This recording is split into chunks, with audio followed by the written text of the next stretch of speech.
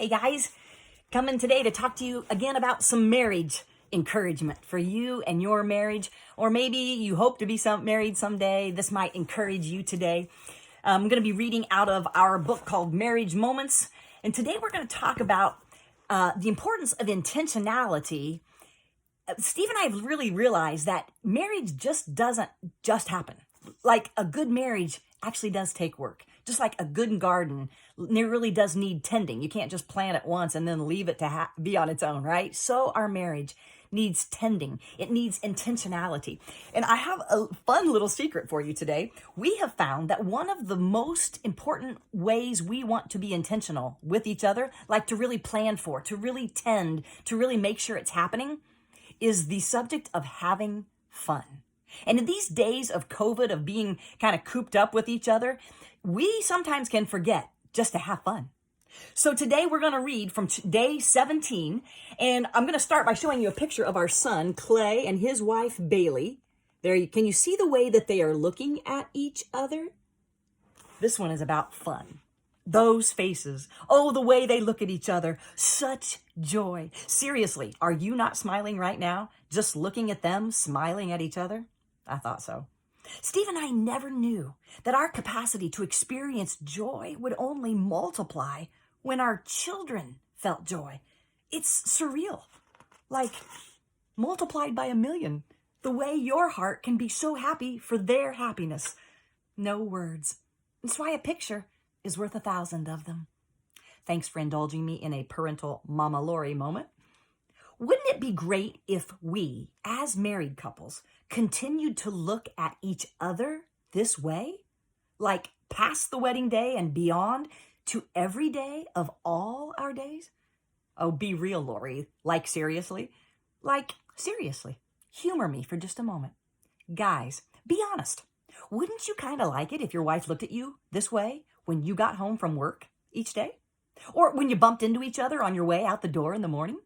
And girls, I'm pretty sure there's not a one of us that wouldn't love to see our husbands look at us like the picture that I just showed you. To be on the other end of that look? Oh, how our hearts long for it. Oh, they're so young, you say. Yeah, they're young. Oh, they haven't hit the realities of marriage yet and how hard it can be. True, in that picture they hadn't. But I can tell you that they've been married 5 years now. And from what I saw in our kitchen last night, they're still looking at each other that way. They're two of the most intentional people that Steve and I know. In fact, we know quite a few couples who've been married 10, 20, maybe 50 years, and they still look at each other that way. Maybe not all the time, but they do look, and they see. They smile, and there is abundant joy. Friends, joy in marriage is possible. Joy is actually the original intent of our good Father who gives us such good gifts when he gives us each other. This is actually to be our norm. And Steve and I believe it's not only possible, it's what marriage is meant to be. Now, we're not going to talk about the enemy more today, but here's the deal. There really is an enemy, and he really doesn't want our marriages to work. And if he can't destroy them, he will at least try to steal from them. Steal joy. So I'm writing today to say, let's take it back. Let's awaken again to joy. We love walking through Menards. Well, okay, Steve loves walking through Menards, and I just love walking with Steve. So it's not uncommon that on many of our date nights, we'll just need to stop in and make a Menards run. He's excited because they're running their 11% off sale, and I'm excited because I don't really care about anything at the moment except holding his hand.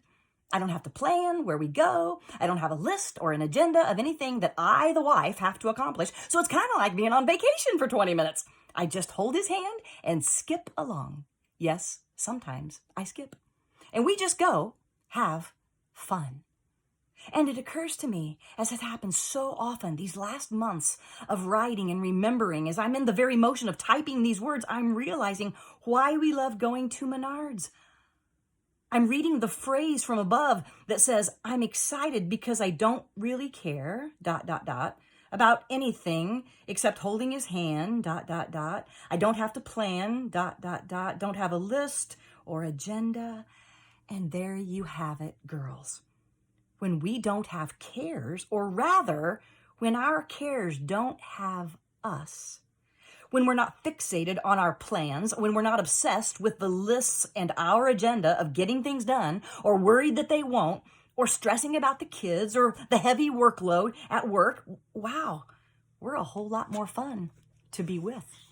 Do you see it? I mean, it could just be me, but isn't it true that on our wedding day, much like Bailey in the picture above, girls, we only have one care in the world. We just care about being with our man. That's all. You guys remember that? We're only fixated in that moment on one thing, becoming his wife and holding his hand. And when we look at him, we see the one we want to walk through life, through the highs and the lows, through having kids and empty nests, through hard times and sad times. We just want to walk with him. When did we start caring about more things more than that? More than him? When did we stop looking at him and start looking at our lists, our agendas, our phones? When did we stop being fun?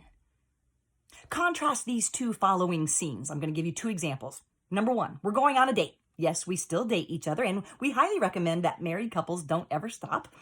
I bought a new dress. I'm going to sing I Feel Pretty, but my Apple's music is not working and as I get ready, so I just give up trying to fix it. I go to put on my shoes, but I realize our dog has been chewing on both heels. Oh, love that dog. Okay, deep breath, Lori.